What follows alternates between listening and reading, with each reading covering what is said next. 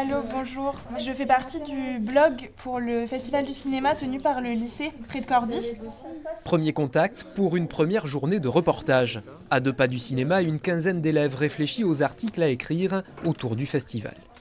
Ce matin, on va essayer de rencontrer le nouveau délégué général du festival parce qu'il doit signer une charte sur la parité dans le milieu du cinéma et des festivals.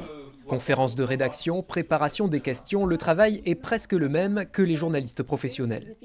Les articles sont peut-être toujours pas parfaits, mais au moins c'est leur vision du festival. Ça demande de l'apprentissage en termes d'écriture journalistique, en termes de photographie, en termes de qu'est-ce que c'est que l'information, qu'est-ce qu'on a le droit de dire, comment on la cherche, comment on la vérifie.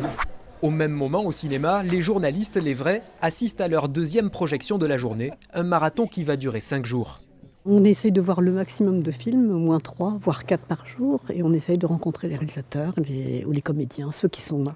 Et puis on essaie d'écrire le papier en même temps. C'est ça, et alors comment on arrive justement à tout imbriquer en fait, dans une même journée? En se couchant tard et en se levant tôt.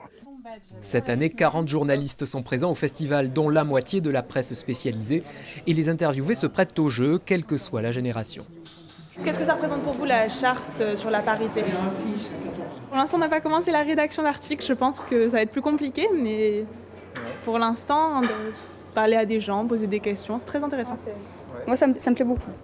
Ne reste plus qu'à écrire les articles et rendre les reportages à l'heure. Dernier défi pour les lycéens, comme pour les journalistes professionnels.